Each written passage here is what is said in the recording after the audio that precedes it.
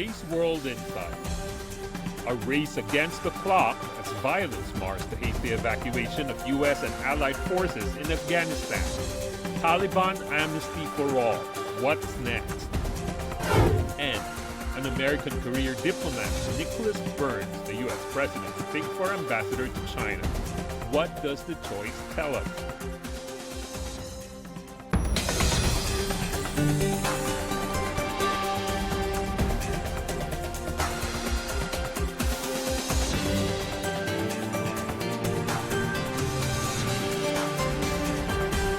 Here is our host, Tian Wei. Hello and welcome to World Insight. I'm Tian Wei. We begin today's program with the latest in Afghanistan. The Taliban have offered amnesty for former Afghan President Mohammad Ashraf Ghani and other senior officials, saying they can return to the country if they want. And the group said it could announce a framework for a new government in a few weeks. The Taliban has control over most of Afghanistan now, though there are still pockets of resistance in the country's north. The Taliban said it is trying to hold talks with the resistance. A Taliban spokesperson did rule out an extension of the August 31st deadline for the withdrawal of international troops from Afghanistan, mainly the U.S. troops, calling it a red line. Evacuations pick up steam in Kabul, with many desperate to flee the country. One was killed at Kabul airport on Monday when German and U.S. forces took part in a gun battle after Afghan guards and unknown assailants exchanged fire. Meanwhile, Kabul's main commercial street held a bazaar on Sunday. Many people came out of their homes, but some businesses are worried over the rising prices of basic goods and fewer customers. The items we buy, such as flour and gas, are very expensive because the Afghan currency is losing its value against the US dollar. Everything is getting more expensive. The business is down. It is not good. But security is better than before. We are trying to survive. Food items are very expensive. There is no one to ask and control the prices. There are fewer people in the city now, but it might be people who are afraid or don't want to come to the bazaar. Patients' numbers have declined, but our shop has opened since last week, and we are happy about the current security and peace in the city.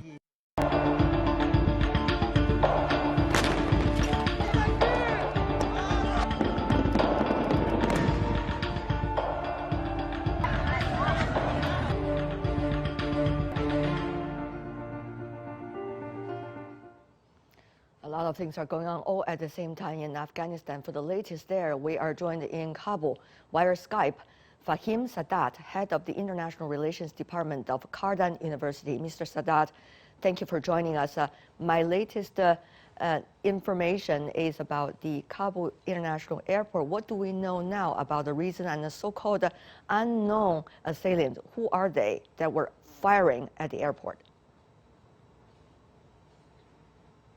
Well, the Kabul airport has been missed for a long time.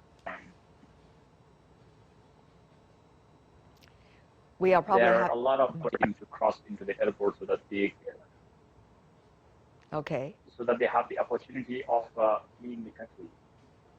We have people there now who are government officials. We have people who are collaborators with the coalition forces and U.S. Forces, and we have people there who are just ordinary people and who just want to flee the country. And this has brought up a miss, and the evacuation capacity seems to be smaller than the surge of the people that is around the airport. And that has created a bizarre situation. There are firing at times because different group of people, such as the 01 Corps of the previous government, the coalition forces, and as well as the Taliban, trying to control the situation and trying to disperse the population that has accumulated there. But still, we see that people are surging every day, and they are yet to leave the area back to their homes. The unraveling situation in Afghanistan has drawn global concerns, especially from neighboring countries such as Pakistan. Scores of Afghan nationals have arrived in Pakistan since Taliban entered Kabul. And in the past years, many Afghans have fled to Pakistan due to turmoil in their hometowns. Pakistan did stress the need to stick to the principle of non-interference in Afghanistan. Pakistan has long been seen as holding some considerable sway over the Taliban. Earlier, Chinese State Councilor and Foreign Minister Wang Yi and Pakistani Foreign Minister had a phone conversation. Wang from China said China and Pakistan need to strengthen communication and coordination to support a stable transition in Afghanistan. Meanwhile, the Pakistani counterpart said Afghanistan needs a political settlement through future negotiations.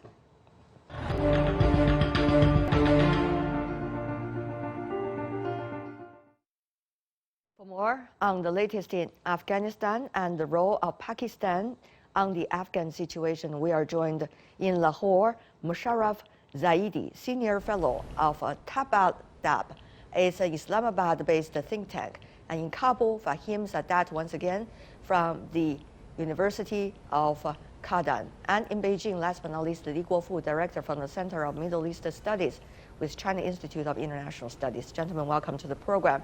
I know our link to Afghanistan might be a little bit tricky right now, technically speaking, but we hope we would have you throughout the conversation, Mr. Sadat. But let me begin by asking you, Mr. Zaidi, what do you make of the turmoil that is going on in Kabul airport and the firing and the killing of one person at least?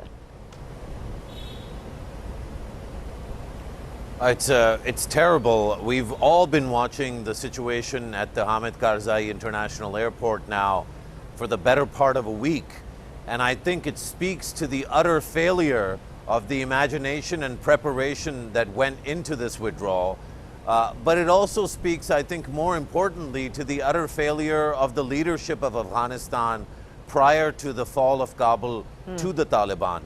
I think that President Ashraf Ghani had a good two and a half years to prepare for a transition, knowing full well that the Taliban would never accept a situation in which any kind of transition is led by President Ghani. And despite knowing this, he chose to cling to power for as long as he could. And when he did exit, he exited in a way that ensured the maximum instability and confusion. There are different voices that we are hearing, both from the media reports and also from different factions in Afghanistan. Mr. Zaidi, now many believe Pakistan is having a relatively close relationship and good impact, big impact, shall we say, on the Taliban in Afghanistan. So I want to get your opinion about the Taliban giving amnesty to the President Ghani. Do you think it is sincere? Because many are worried whether those messages are really sincere, particularly regarding the former government officials who the Taliban now want to call back to the country and let them go back to work. I think that, I would not judge the Taliban's promises purely on face value. We have to assess both on the basis of evidence, which is very little because they've only been in charge for so many days, but also on the basis of what we understand about the Taliban. The Quetta, or rather the Doha Shura, which is the group of the Taliban leadership that are taking charge in Kabul, are very sophisticated and clearly understand the importance of abiding by certain principles, both in terms of human rights and in terms of diplomacy with countries like China, even with countries like the United States. But the Taliban, of course, is a much larger force than just the people that are flying in from Doha. And I think that the differences between the ground troops and the commanders, who are much more hardcore and who've done all of the fighting for the last so many years, versus the sophistication of the Doha Shura, which is the Taliban leadership, I think those differences will inform the degree to which the Taliban are able to keep some of these promises of amnesty. Ultimately, the Taliban is an ideological movement, so I would not expect the Taliban to give up some of their ideological rigidity and harshness. Mr. Zaidi, I want to follow up also about the question regarding the U.S. Possibility to postpone the deadline of withdrawal. Now, there's a big dispute between the United States and the Taliban now about that deadline. Taliban call it the red line. U.S. suggests, well, the things are not finished yet. We still need to have some more time. What do you make of that?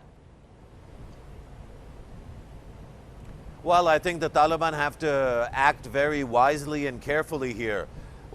I think their negotiating tactics and habits that they've developed in Doha will not translate so nicely now that they're in charge of Kabul. Whether that red line means anything remains to be seen, but frankly, the Taliban cannot afford to engage in any kind of sort of firefights or military action if the U.S. presence does extend beyond that deadline. Principally, not so much because the U.S. and the Taliban government are going to be very friendly, because I don't think they will be, but because the Taliban, in order to run their country, require the financial access that the U.S. will be a very important decider on. Without the IMF, without the Treasury financing of the Afghan Central Bank, without the Afghan government bonds or other kinds of securities that they own, without having access to that, the Taliban will not be able to run Afghanistan. So I think the Taliban have to act in a measured and calm way and not be too strident about the red lines that they're defining. Mr. Lee, your point. I think, the Taliban will be very careful because and sometimes, they give the warning already that, not allowed the U.S. Troops stay beyond the deadline. But we also see that, the U.S. president has already made some promise to the U.S. or to its airlines that, when necessarily, the U.S. evacuation process would be stay beyond the deadline they have reached with the Taliban. I believe if the necessity or the requirements will be needed and on the ground, and the U.S. would maybe to negotiate some of the arrangements, maybe the U.S. would stay in the international airport in Kabul beyond the deadline. We know that the U.S. military has on the daily basis very close kind of communicate with Taliban forces. So that's, if needed, that will be possible. And I personally believe Taliban would also consider the consequences if they would not allow the U.S. stay beyond the deadline if the U.S. would need it, really need it. Mr. Zaidi, well, at the same time, there are pockets of fighting that's going on in Afghanistan. We know the Northern Alliance and some of the other forces are fighting very hard in the Panjshir Valley. And the Taliban have been suggesting troops are being organized to fight against those resistance. And now we've been hearing different voices from Afghanistan. What are some of the latest that you have from your sources, and how are things going on there? Well, I think the first thing to say about this is that it's remarkable that the resistance is as limited as it has been. And the fact that fighting is restricted, A, that it took this long for fighting to break out, and B, that it's constrained or restricted to the Panjshir Valley, I think those are very positive signs, because it means that the leadership, other than Ashraf Ghani, leaders like Hamid Karzai, Abdullah, and Gulbuddin Hikmatyar, the three-member commission that is engaged in trying to ensure that there's an inclusive, participatory government, those folks, as you would have seen over the last few days, they've been involved in talking to the Panjshiri resistance as well. Hopefully that process yields some results. But the fact that it's restricted there, I think, is the good news. The bad news is, Mr. Zaidi, if I could just follow up about that, what you just said, whether it's a good sign or a bad sign, quote unquote, there are media reports coming out that's suggesting whether President Karzai, together with Dr. Abdullah, are really having personal freedom in about the things that they want to do, the people they want to talk to, and the places they want to stay.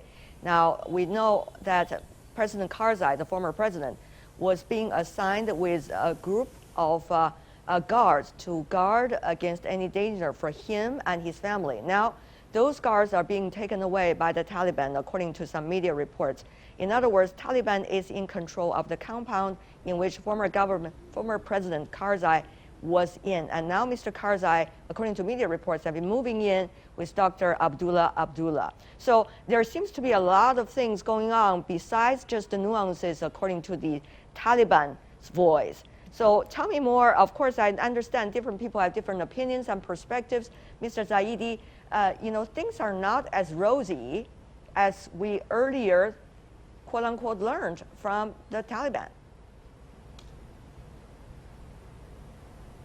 No, and I think that reasonable commentators and observers have been warning that the very effective public diplomacy that has been launched by the Taliban and that the Taliban has perfected whilst learning how to negotiate with the U.S. government through Zalmay Khalilzad and with many other governments through special envoys, including the special envoy from Russia, the special envoy from China, the special envoy from Pakistan and from the European Union.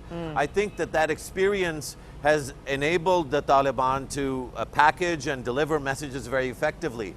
But the dynamic of how things will proceed from here will depend much more on the reality of the appetite for forgiveness and reconciliation amongst the ground troops, the ground commanders that have helped win this war for the Taliban, more and more and less on the Doha Shura. So I think how that dynamic plays out and how effectively the Doha Shura can convince their colleagues from Kandahar, from Helmand, that actually playing along with the international system and keeping the promises made by the Doha Shura is vital for the economic vitality of Afghanistan. I think that'll really be one of the key elements that will determine the future of Afghanistan in the near term. Now let me go to Mr. Sadat. I hope you can hear my voice and I can hear you clearly. Mr. Sadat, can you? On the phone. Yes, I can hear you. Wonderful, sir. Wonderful. Let me ask you another question, which is also crucial. Probably you have a better judgment inside Afghanistan than most of us. Right now, we know, according to the brother of Mr. Massoud, who passed away, of course, earlier as a result of the killing of him and some of the others from his faction in Afghanistan, we learned from his brother that the kinds of settlement that we're talking about is not, according to his brother, quote, not a peace settlement, but rather a political settlement. Now, what Mr. Zaidi said earlier become very crucial. That is how political it could be and how much voices can be heard and balance can be learned. So, Mr. Sadat, what's your gut feeling given the sources that you have inside Afghanistan and the latest information?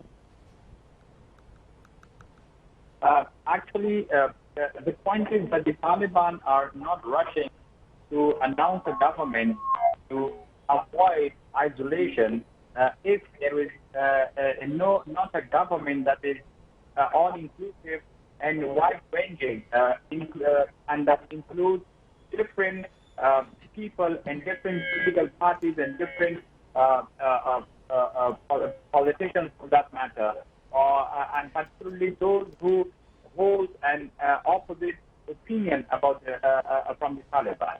Because if something like that happens, that will make it complicated for the Taliban to convince the international community and as well as the population or the people of Afghanistan that they are being inclusive now. So and there are also challenges. I think I have a big difficulty listening to you clearly. I'm really sorry, and it's such a pity, but I hope to be able to contact you in the future for our discussion. Mr. Lee is sitting here in the Beijing studio with us. Mr. Lee, different factions in Afghanistan have very different opinions. So tell me more about your thoughts at this critical juncture.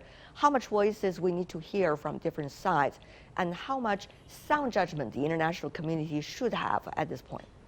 I think, because Taliban's future rule So generally speaking, the average, the Afghanistan's are right to maybe to have some worrisome about what they may be, live under the Taliban government. But still, and many people have said, from last week's Taliban's rule in Kabul, for example, the people live quite, free, and the city is quite, some people even find, the more secure. And so people are gradually or little by little get used to live under the Taliban rule. But it is too early at this moment to judge, what kind of Taliban we will have at this time. So, we have got, the confused or mixed information from all, the groups of society. But still, we may give the hope and to the Taliban this time, because we judging from what, they have said, that what they have promised to the international community as well as the Afghan people. So they may need the opportunity and let, the time to prove whether, Taliban would implement their promise or not. Mr. Lee wants to give them the benefit of doubt. So what about you, Mr. Zaidi? Do you think they need more time to prove themselves whether they are following the Doha agreement or not? Briefly.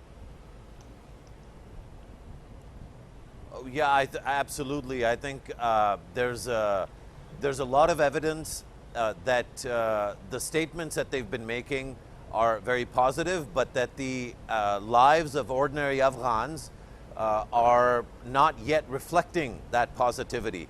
So how they will succeed in doing that, given that there's already a freeze on Afghan money in terms of the likely IMF payment and some of the holdings of the Afghan government, we're already, as you mentioned in your report, there's escalation in inflation in day-to-day consumer goods in Kabul and invariably in the rest of the country. So any kind of economic crisis, which I think is already beginning, is going to create even more pressure on the Taliban to demonstrate that their promises and their public diplomacy is actually rooted in some ground truth. All right. And the first thing that ideological movements do when they're faced with pressure is they bank on ideology, not on human rights or other ideas. And that's the danger of it, isn't it? Mr. Zaidi, we earlier touched on the impact the Pakistani side could have and should have on the Taliban. How much room do you see with the vacuum by the so-called U.S. chaotic exit in Afghanistan does it mean for Pakistan? Look, I think that the role of Pakistan throughout the last 40 years in Afghanistan has been overstated by people both inside Pakistan. So too many Pakistanis have tried to show that they have a lot of influence in Afghanistan, and too many foreigners, especially from the West, including the US government and other Western governments and NATO countries, have insisted that Pakistan has great power and control over Afghan territory and the Taliban, whereas in fact the Taliban pride themselves first and foremost as Afghans. And the number one quality of the Afghan people is their autonomy, their sovereignty, and their independence. I see. Now that the Taliban is in power in Afghanistan, they're going to be even less receptive to Pakistan than they have been in the recent past. So I think Pakistani influence, already overstated, is going to actually decrease rather than increase. Interesting. I also want to get view from you, Mr. Lee. There are two things. The Pakistani government, their impact on the Taliban and Afghanistan, and the Taliban in Pakistan, which is at this moment very different from Afghan Taliban. One is a terrorist organization in Pakistan, the other is not in Afghanistan. So how do you see this mixture of texture in terms of how much Pakistan could have an impact on Afghanistan? Mr. Lee, I know it's a complicated question, but I hope you will be able to explain to us in some brief words. Mr. Lee. Though we have two Talibans, and one in Afghanistan and the other in Pakistan, but these two organizations may have the same in name, but they have different of their goals and also the ideologies. And for Afghanistan and the Taliban, the final goal or what they aim is to rule the country. And for the Pakistan Taliban, and they have two. One is to against the government, and the other is maybe to attacking those foreigners in order to weaken its government. So you can see that it's totally different. They have already break up. There have been a lot of fightings between these two Talibans. And I think Taliban rule of Afghanistan may provide Pakistan with another new opportunities, because if you look around, Taliban's its neighboring countries, and Pakistan is the right country for those, especially I think the Western countries, to influence or to strengthen their maybe presence in Afghanistan in order to communicate or to influence the Taliban government in Kabul. So I believe this is maybe a historical opportunity for Pakistan government to prove that what kind of importance role it can play in order maybe to act as a bridge between Taliban, the Afghanistan, as well as the West world. Interesting. Things are evolving as we speak. Of course, we're going to follow up in every day of our discussion. For now, I want to thank both of you. Musharraf Zaidi in Lahore, Pakistan, Li Guofu in Beijing with us. Really appreciate it. Thank you so much, gentlemen. And you are watching World Insight with me, Tian Wei. Coming up, an American career diplomat, Nicholas Burns, the U.S. president's pick for ambassador to China. What does the choice tell us? That's up for discussion after this break. Welcome back. This is World Insight. I'm Tian Wei in Beijing, and the program is coming to you live from the Chinese capital. U.S. President Joe Biden has announced his pick for the new ambassador to China, Nicholas Burns. Burns is currently an international relations professor at Harvard University. He has served the U.S. government for 27 years and capped his career by working as Undersecretary of State for Political Affairs between 2005 and 2008. He was U.S. ambassador to NATO from 2001 to 2005, and before that, he served as State Department spokesperson and ambassador to Greece. He also worked for the National Security Council at the White House under then Presidents George H.W. Bush and Bill Clinton. Why is Mr. Burns U.S. President's top choice in terms of ambassador to China amid strained relations with China? And how can he manage the challenges after he comes into office, if he comes into the office? For answers, let's loop in our panelists. We're still trying to link up to the U.S. guest, but for now, let me go to you, Professor Shending Li from the Institute of International Studies with Fudan University based in Shanghai. Professor Shen, thank you so much for joining us. Thank you. Your first reaction to the nomination? Well, I think this is a great pick. As at this time, the U.S. needs someone from America who has a trust, confidence of the U.S. president. That merit should also be coupled with a diplomat's professionalism. Oftentimes, the U.S. would pick up some pure political appointee.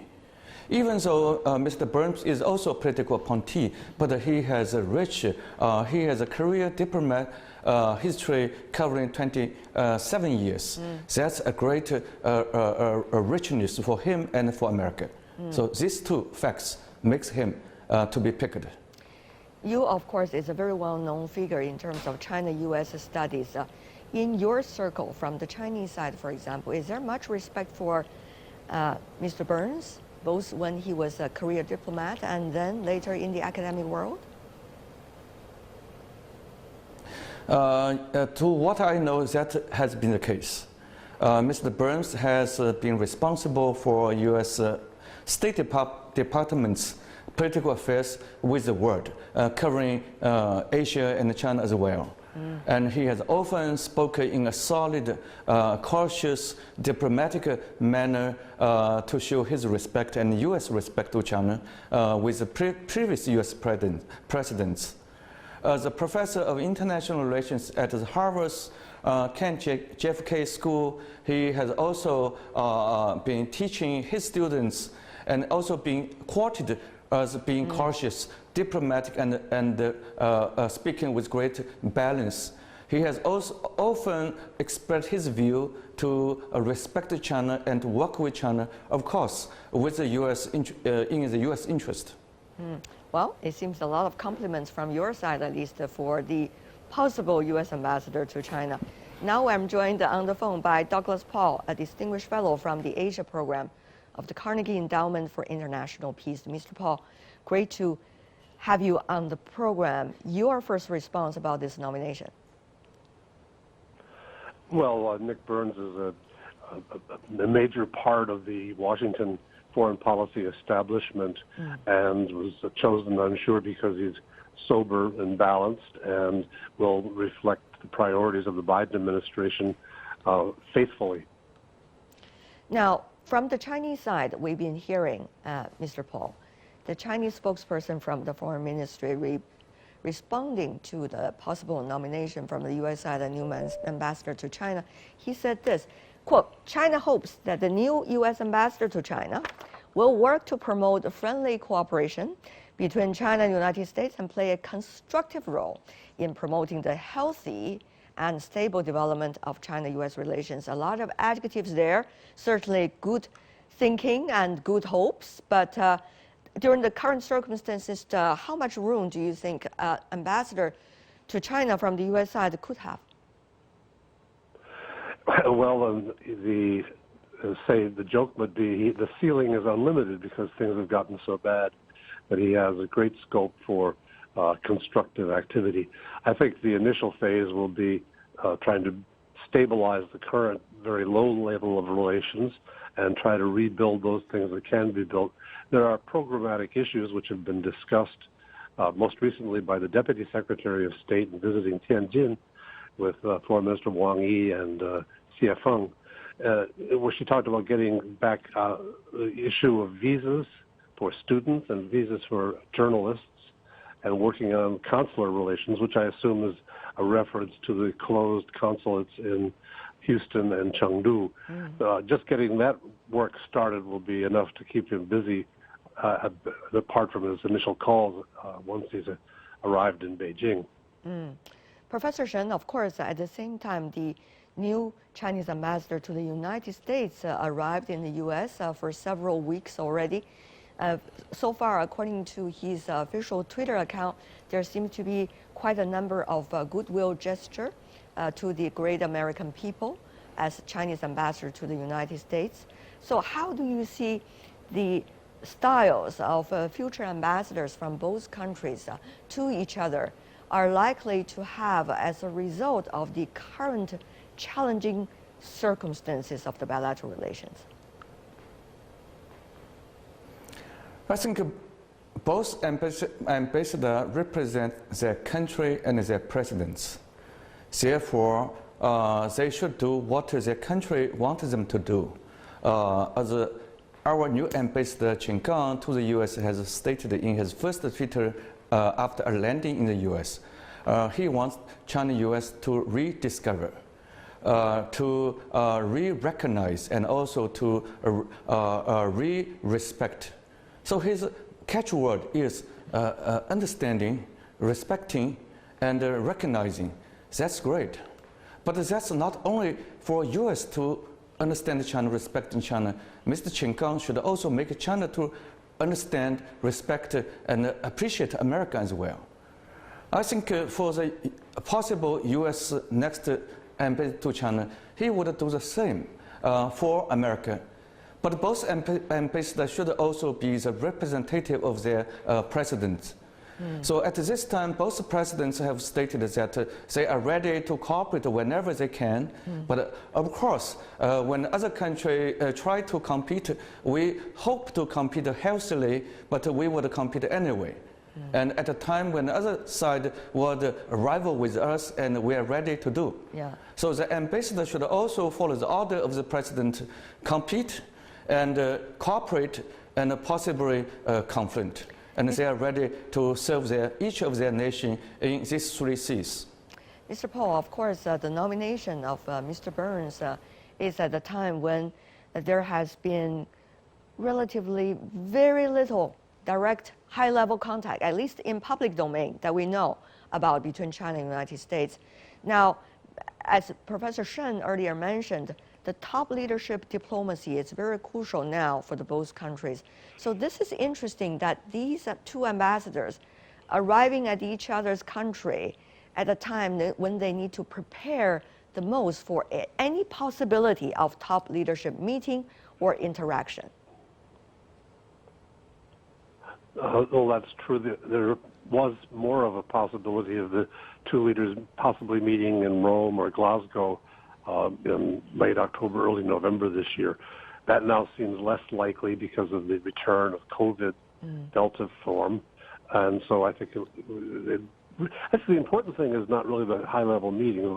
Those will be important when they occur. But to recognize this is a structural friction between these 2 countries. One individual can't do very much. On the other hand, one individual can do a lot of harm if he's not constructive and tries to find opportunities to fix things where they can be fixed. And I think that, therefore, you should see Burns arriving, as Qin Gang has done in Washington, with a view to getting down to basics and attending to things that can be practically done constructively in the midst of a very strong sense of competition. Now, we have seen some common topics. It seems that both China and the United States need to pay attention to together. I'm not sure whether it's real cooperation, but certainly there's a possibility of cooperation. For example, on climate change, on the carbon issue, and also now emergingly on the issue of Afghanistan, even though it is very tricky right now, nobody knows where it is going. So from both of you, Mr. Paul, Professor Shen, what's your assessment of how much career diplomats will be able to be the bridge in order to make some possibilities become realities, Mr. Paul? Well, I think in the U.S. we're going through a process of review. People in the administration say the reviews should be complete in mid-September. And I think after that you'll start to see programmatic statements coming out of the U.S. Giving scope to those areas of possible cooperation. Yes, I think the U.S. would want to see Afghanistan on the list of areas of cooperation once we get past the current immediate crisis. And the other things that you've mentioned will also be there. Again, professional diplomats put their shoulder to the wheel and try to move the wheel along. But you should have limited expectations for results in the initial phase. And for the Americans, that initial phase starts sometime after mid-September. After mid-September, Professor Shen, Chinese side, what's your thought?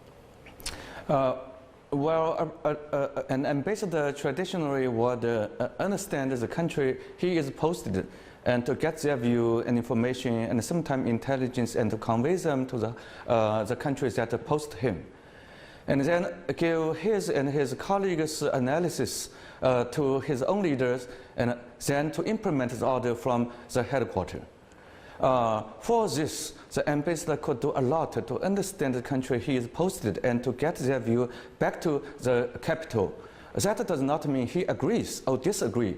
His job is to collect and to reflect. But then he could give good analysis, not ill analysis.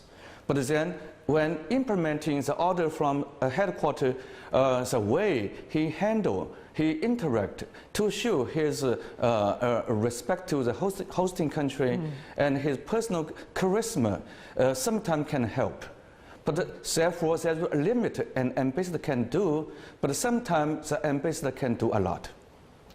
All right, great analysis from both of you, very seasoned analysts on China-U.S. relations. We hope we'll have more opportunity to talk to both of you, because that means there are more issues going on in China and the United States for one another. Thank you so much, Douglas Paul, Shending Li, for being with us. That's all the time we have for today. If you'd like to see more, search World Insight. Check out our YouTube channel. Follow us on Twitter and Facebook. I'm Tian Wei. On behalf of the team, thanks for watching. Bye for now.